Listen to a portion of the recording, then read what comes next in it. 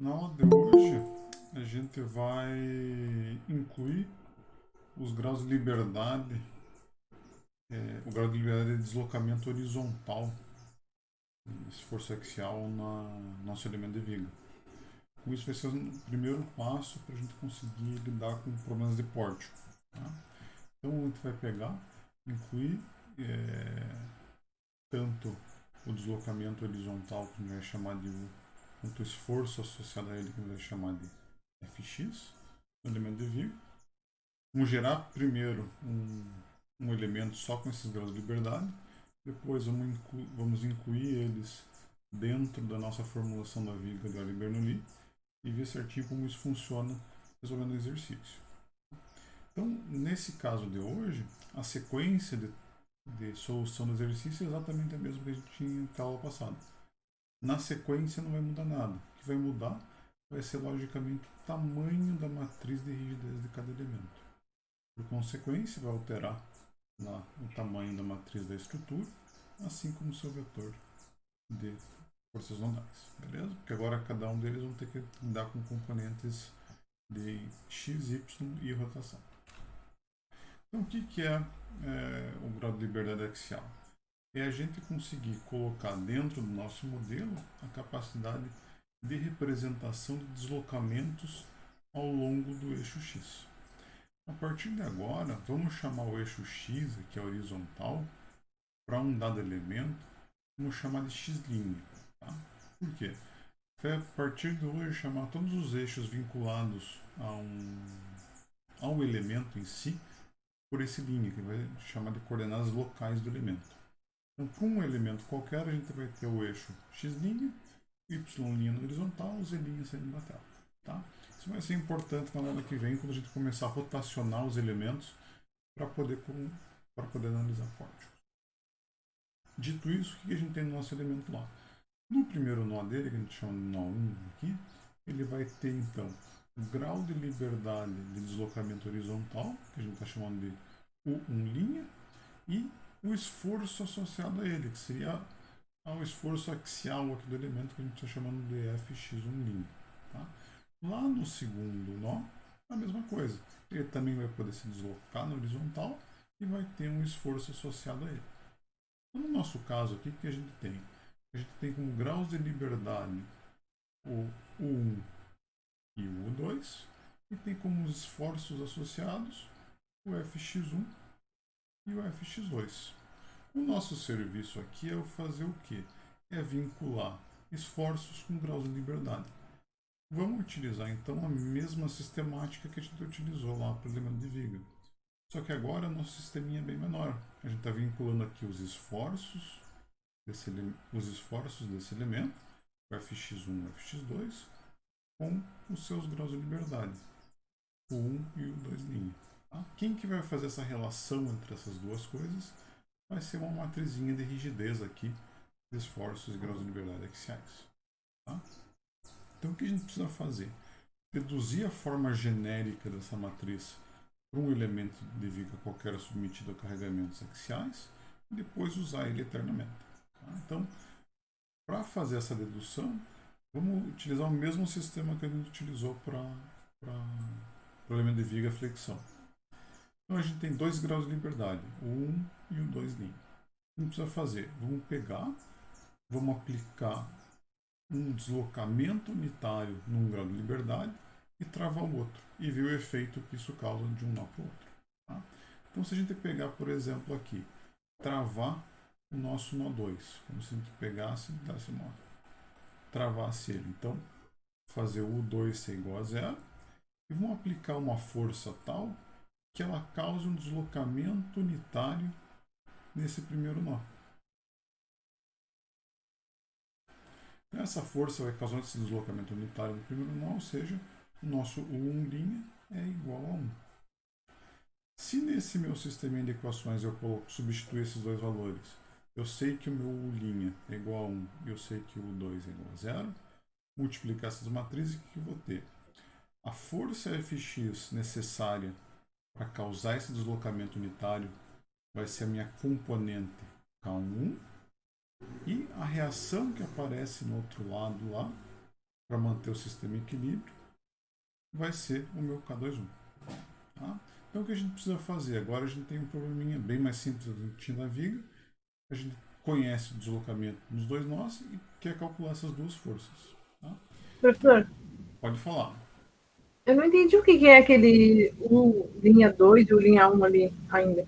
É deslocamento horizontal. Lembra que o nosso V era o deslocamento vertical. Então, se o ponto estava aqui, você aplicou o carregamento, ele se deslocou para cá, esse é o V. Ah, tá. E aquele FX seria o que daí? A rotação? O Fx é a força. Força em Ah, X. Seria bem essa flechona aqui. tá. Obrigada. Então, o U', vamos até redesenhar aqui. Deixa eu tirar aqui essa. Imagina, o nosso nó 1 está aqui, tá? Eu vou aplicar uma força, ele vai se deslocar aqui uma unidade para a direita. Então, esse deslocamento horizontal é o nosso U. Então, no nosso caso aqui de cima, o 1' é igual a 1. Como eu travei aqui, ou seja, o meu nó 2 não se moveu, o meu U2' é igual a 0. Beleza?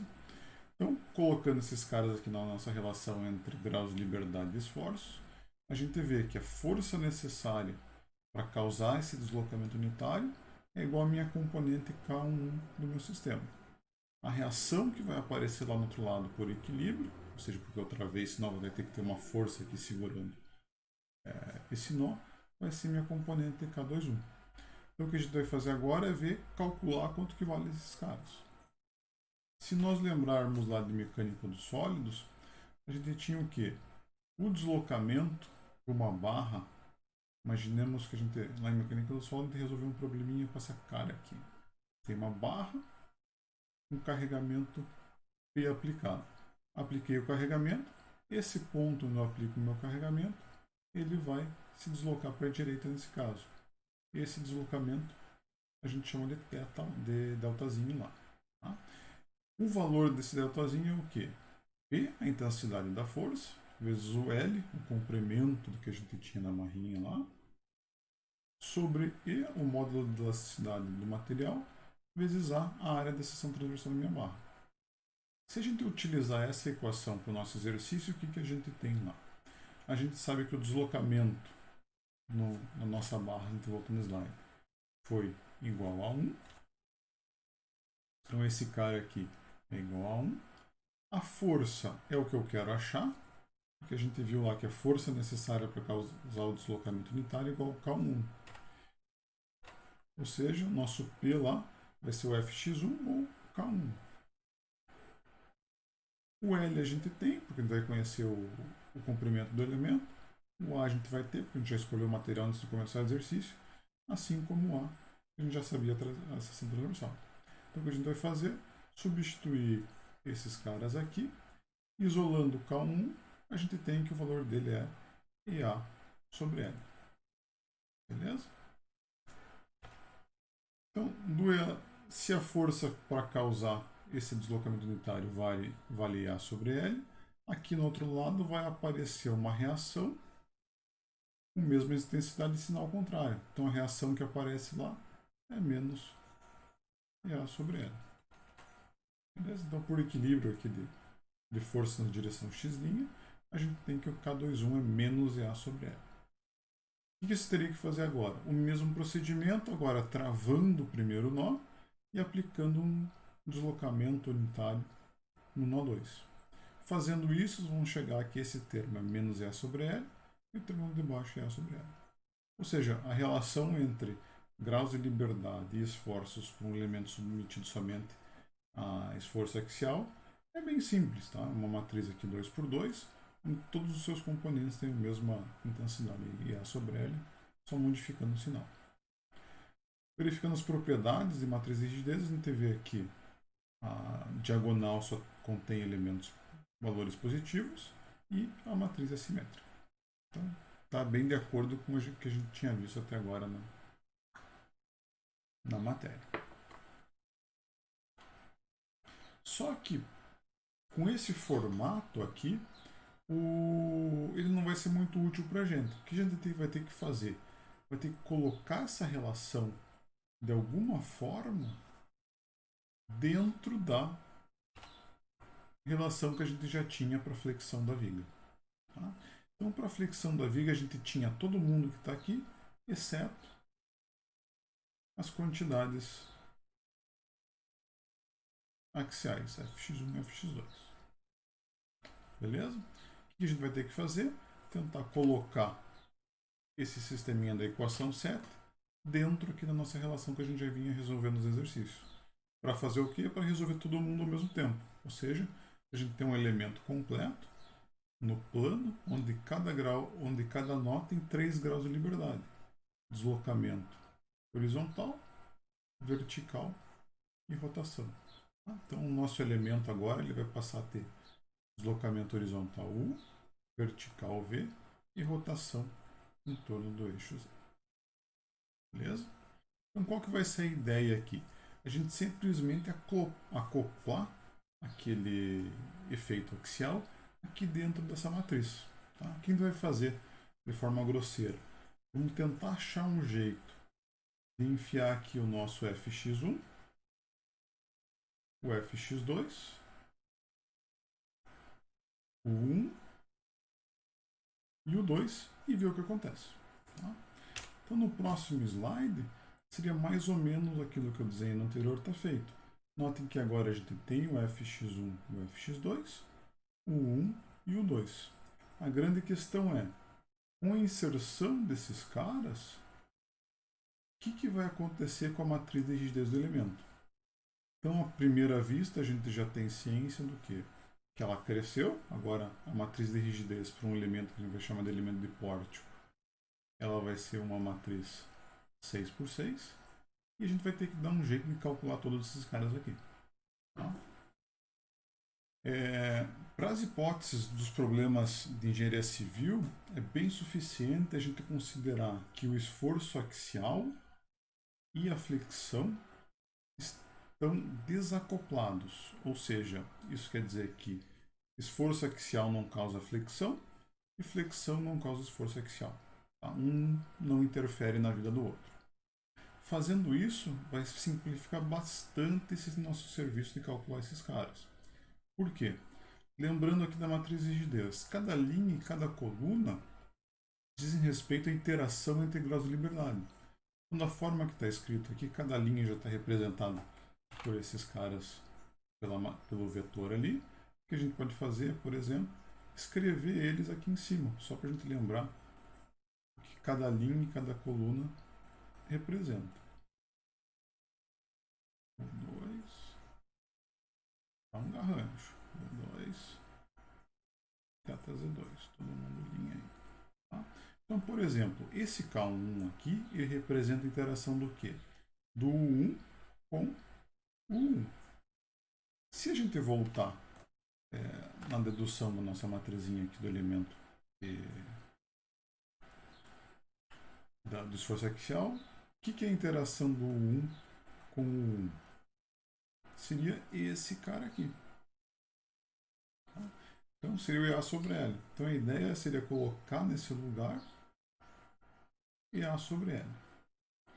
Mas o mais interessante aqui, quando a gente diz que os dois tipos de esforços, o nosso sisteminha axial e de flexão estão desacoplados, é o seguinte, que não há interação direta entre os seus graus de liberdade. Qual que é o impacto disso na sua matriz de rigidez? Por exemplo, esse elemento K12 aqui. Ele seria a interação entre V1, que é da flexão, com o 1, que é axial. Se os esforços axiais e de flexão estão desacoplados, quer dizer que esse cara é zero, não há interação entre eles.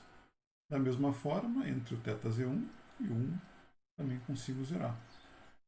E assim por diante. Então, todos os elementos que tiverem interação entre axial e flexão, a gente consegue zerar eles.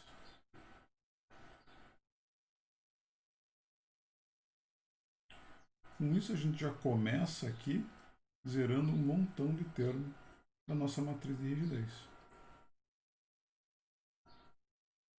Agora, se a gente olhar para esse cara aqui, quem que é? A interação entre o U2 Seria coluna U2, linha U1. Se nós voltarmos no nosso matrizinha axial, coluna 1, 2, linha 1. É esse cara aqui, menos EA sobre L. Então, nesse cara aqui entraria menos EA sobre L. Se a gente fizer essa mesma análise para alguns outros termos, esse carinha aqui seria menos EA sobre L puro também, e esse aqui, EA sobre L. Tá? Vendo agora a matriz, vai sobrar esses 4 conjuntos aqui de termos, que são exatamente o que a gente tinha na matriz de rigidez, a flexão. Então, por exemplo, esses 4 caras aqui vão aonde? Vão ser esses 4 caras aqui. E assim por diante. Tá? Então, a gente só consegue fazer isso porque a gente diz que esforço de axial e de flexão estão desacoplados. Beleza? Então, se forem repetindo esse procedimento, a gente chega aqui na matriz de rigidez para um elemento de pórtico. Beleza? Então, aqueles caras onde a gente colocou no slide anterior EA sobre L e zerou, estão replicados aqui. E esses termos que tinham sobrado são exatamente os termos que nós tínhamos na matriz de rigidez, de flexão. Então, por exemplo, se a gente olhar esse cara aqui, ele vai ser igualzinho ao que a gente tem aqui. E assim por diante. Beleza? Então, com essa construção, a gente tem agora um elemento capaz de representar graus de liberdade, deslocamento horizontal, vertical e rotação. Sendo que a gente sabe que os graus de liberdade de flexão são desacoplados do axial. Beleza?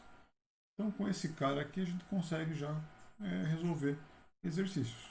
A gente vai fazer, vamos pegar agora um exercício que tem esforço axial aplicado e vamos resolvê-lo utilizando esse nosso novo elemento que a gente vai chamar aqui de matriz de rigidez ou sistema de equações do elemento de pórtico. Então, vamos pegar essa estrutura. O formato delas é bem conhecido para vocês, então a gente tem lá um primeiro engaste na extremidade esquerda, a gente vai colocar um nó 1, um apoio simples no meio e livre lá na direita. Tá? Então essa estrutura, ela tem lá a seção transversal é única nos dois elementos, a gente chamava aqui de elemento 1 e elemento 2. A gente conhece lá a seção transversal e o material. Tá? Qual que é a diferença aqui? Agora ele tem somente uma carga aplicada, só que essa carga aqui vai ter componentes horizontais e verticais. Tá? O componente horizontal dessa força vai causar deformação, deslocamento axial, ou seja, na direção x, dos nós 2 e 3. E a componente vertical vai gerar flexão dos dois elementos. Beleza? Então, para a gente representar esse elemento, tudo que está acontecendo com ele, a gente precisa usar o nosso elemento de pórtico capaz de representar deslocamentos horizontal, vertical e rotação. Beleza? Então, notem aqui que a nossa estrutura agora, na mesma forma que tinha anteriormente, tem 3 nós. Só que cada nó agora tem 3 graus de liberdade. São esses aqui. Então, a princípio, a gente já sabe que a matriz de rigidez da estrutura vai ser uma matriz 9 por 9. Por quê? 3 graus de liberdade por nó, vezes 3 nó, 9 por 9. O Fzão vai ter que tamanho? Vão ser 9 graus de liberdade por 1. Beleza? Então aqui vai. Notem que quanto mais informação, mais capacidade de representação a gente coloca no nosso elemento, maiores vão ficando os exercícios para serem feitos à mão, aí, por exemplo. Tá? Então vamos começar a solução desse cara. O procedimento vai ser o mesmo. Primeiro passo, calcular a matriz de rigidez de cada elemento, começando com o elemento 1. Para a aula de hoje não vai ser importante, mas para a aula quando a gente começar a rotacionar esses elementos para representar pórticos, vai ser bem importante a gente definir o primeiro nó do elemento e o segundo nó do elemento. Tá? Então vamos dizer que o primeiro nó do elemento é o nó 1 e o segundo nó do elemento 1 é o nó 2. Tá? A gente conhece o comprimento dele, com base em altura calculamos o momento de inércia e a área da seção transversal e temos deduzido lá a matriz de rigidez de um elemento de pórtico. Então, com o valor de E, I, A e L, a gente consegue calcular todo mundo que está aqui dentro.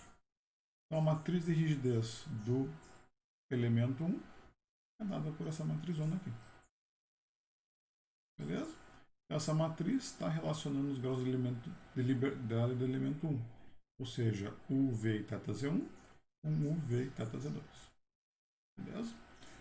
Fazendo a mesma coisa para o elemento 2, a única coisa que vai mudar vai ser os 5 metros. Tá? Então, a gente vai dizer aqui que o elemento 2 vai do nó 2 para o nó 3. Beleza? Modificando o L lá no formato clássico aqui que a gente acabou de deduzir da matriz de rigidez do pórtico e substituindo os valores, a gente chega aqui na matriz de rigidez do elemento 2. Tá? Então, só lembrando, essa matriz de rigidez relaciona quais graus de liberdade? Os graus de liberdade do nó 2 com o 3, ou seja, UV θz2 com UV θz3. Tá? Calculados as duas matrizes de rigidez, vamos partir para a construção da matriz de rigidez da estrutura. Tá? Então, o processo de construção é o mesmo do que a gente tinha até a aula passada. Beleza? A gente vai ter que colocar essa matriz de rigidez do elemento 1 e seus respectivos graus de liberdade na matriz da estrutura. Então, o elemento 1 estava relacionando os graus de liberdade no 1 com no 2, ou seja, UVθz1, UVθz2. Tá? Então, na matriz da rigidez da estrutura, seriam as 6 primeiras linhas e colunas. Beleza? Então, esse cara vai entrar nos seus respectivos graus de liberdade aqui. Agora, vamos fazer a mesma coisa aqui para a matriz de rigidez do elemento 2. A matriz de rigidez do elemento 2 estava relacionando os graus de liberdade no nó 2 com o nó 3. Ou seja, UVθz2 com UVθz3. Então, seriam o quê? Essas linhas... Opa! Peguei errado. Vou corrigir. Seriam o quê? Os graus de liberdade do nó 2 com 3. Então, começa aqui e vai até o final. Então, desse segundo retângulo que eu desenhei aqui, note que contém todos os componentes que a gente tinha aqui na matriz de rigidez do elemento 2. Beleza? Então, se a gente for ver mais a fundo, a gente vai ver que alguns termos vão ser somados. Então, vai haver uma interseção aqui de graus de liberdade. Então, basicamente, lá na matriz de rigidez, esses caras aqui vão ser somados com esses caras aqui. Daí aparecer lá 300 mais 480, 0,75 mais 3,072 e assim por diante. Beleza? Pergunta, por que esses caras aqui estão todos iguais a zero? Porque não há interação direta entre esses graus de liberdade. Então, por exemplo, as 3 primeiras colunas dizem respeito a 1, V1 e θz1.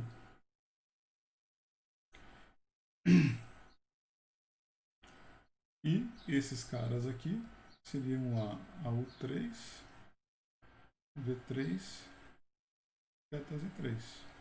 Então, como a gente não tem interação, por exemplo, entre U3 e o 1, V3 e o 1 e assim por diante, não há, esses caras acabam todos zerados. Se a gente conferir, todos os termos da diagonal principal são positivos e a matriz resultante é simétrica. Então a gente está num bom caminho. Então, feita essa transposição dos elementos para a estrutura, a gente chega na matriz de rigidez aí, a estrutura inteira, o casal.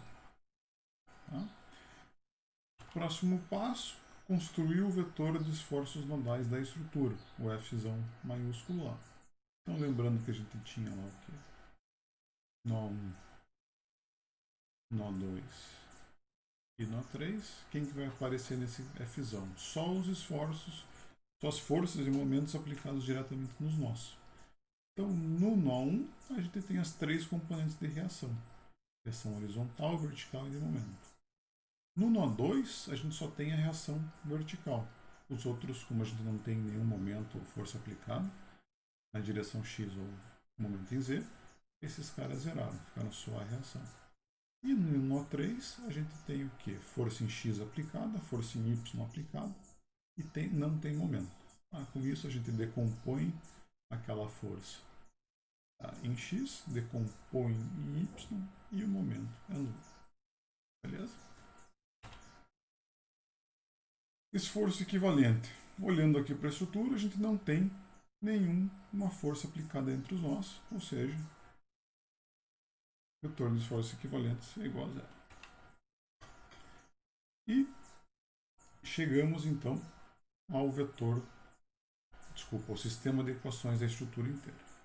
Beleza? Então esse cara aqui está relacionando todos os graus de liberdade da estrutura, está igualando o vetor de forças externas. Então o que a gente tinha aqui?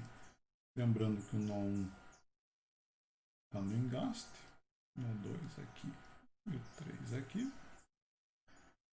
O sistema, como ele está agora, ele vai ter 9 incógnitas de grau de liberdade mais 4 de reações, ou seja, 13 incógnitas. A gente só tem 9 equações.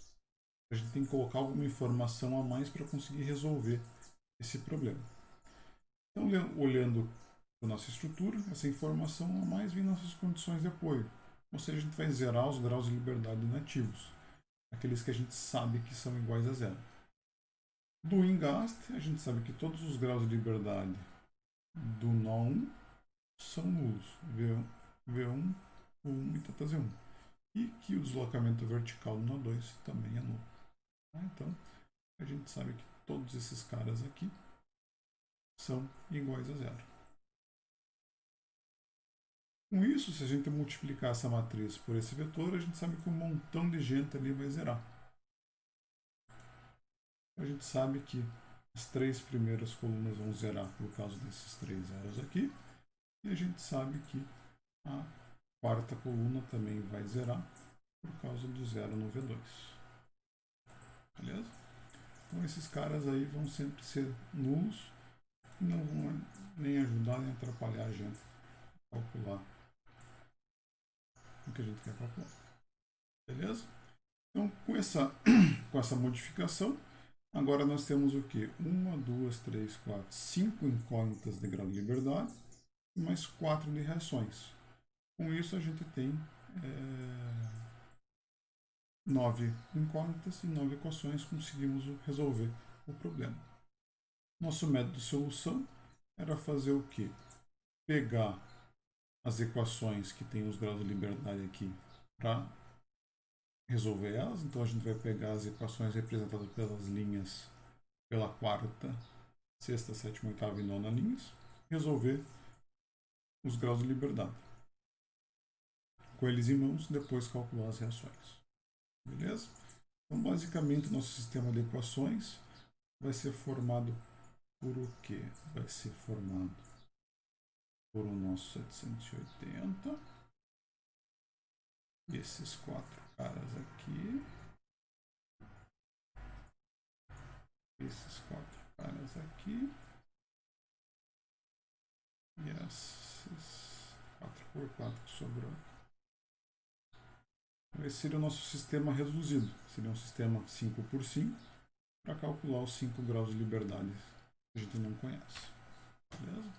Então, nesse slide aqui, eles estão em negrito, para destacar um pouquinho melhor. E se você pegar esse sistema 5x5 e colocar, por exemplo, lá no JupyterLab, a gente vai ter lá o valor dos graus de liberdade. Beleza?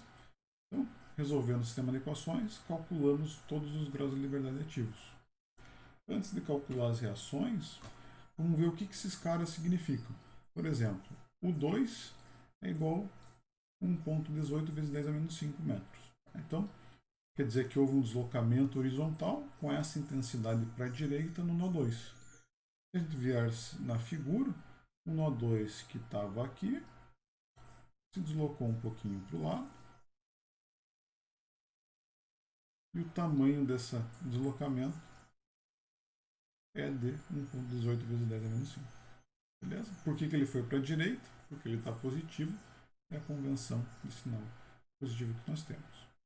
O que é o θz2? Rotação do nó 2. Tá? Então, só deixa eu apagar o 2 aqui para desenhar a rotação. A ideia seria a seguinte: no nó 2, se nós passássemos. Deixa eu desenhar melhor. Passasse uma tangente bem na posição no nó 2, esse ângulo de rotação aqui, horizontal, seria o nosso θz2. Tá? Então, se a gente vê aqui intuitivamente, ele está no sentido anti-horário, por isso ele apareceu com o valor de menos aqui. Então, fisicamente, faz sentido. O 3, o que é? Deslocamento horizontal no nó 3. O nó 3 estava aqui no começo. Antes de aplicar a carga, aplicou a carga, ele se deslocou. Tá? Então, esse valorzinho aqui é o nosso 3. Beleza? V3, deslocamento vertical. Ou seja, se o nó estava inicialmente aqui, veio para baixo, a gente tem aqui o valor de V3. Notem que ele foi para baixo, por isso está aqui um valor negativo. E por final, θz3, a rotação bem no final da vírgula.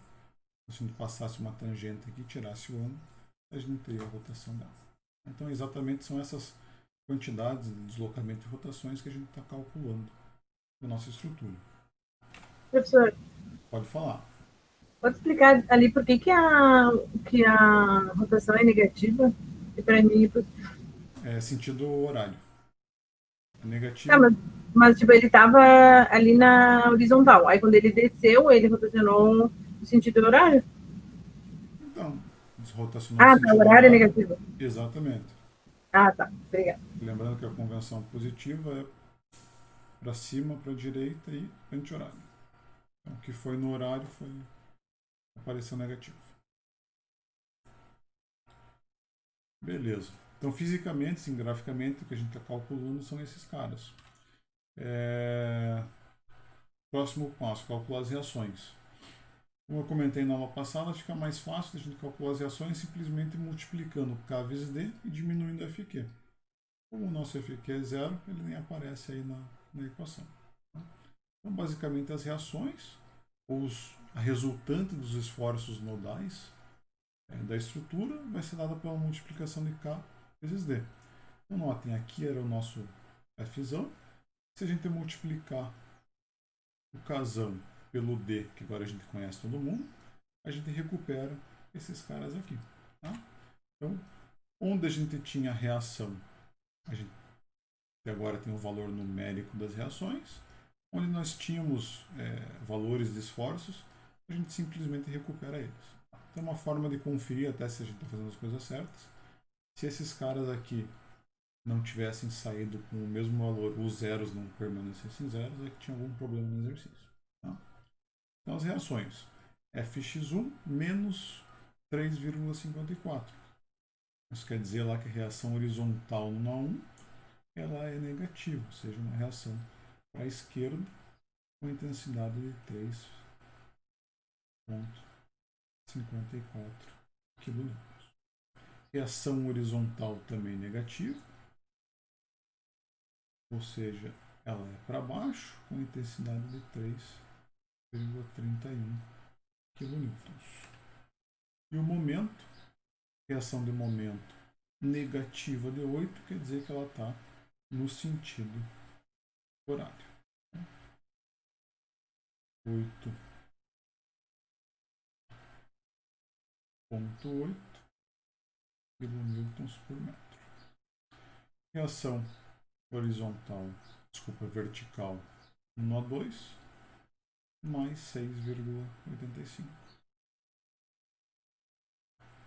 kN. Beleza? Então aí, no computador é bem mais fácil a gente executar essa multiplicação do que tirar aqui a matriz, aquela que a gente chamou antigamente de K reduzido a 2 e fazer a multiplicação num subsisteminha. Então, multiplica os caras, já tem as reações e já confere se está tudo certo. Última etapa, cálculo dos esforços dos elementos. Então, para calcular os esforços dos elementos, a gente precisa voltar para o sisteminha lá de equações e relacionar grau de liberdade com esforços de cada elemento. Como eles não têm forças equivalentes, esse cara aqui já zerou. O KE do elemento 1 a gente calculou no comecinho do exercício, que está aqui. O DE do elemento 1, a gente agora conhece todo mundo.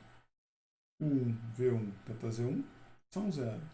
O 2, θZ2 nós calculamos, V2 é 0. Tá? Então, executando essa multiplicação, a gente tem aqui os esforços agindo no elemento 1.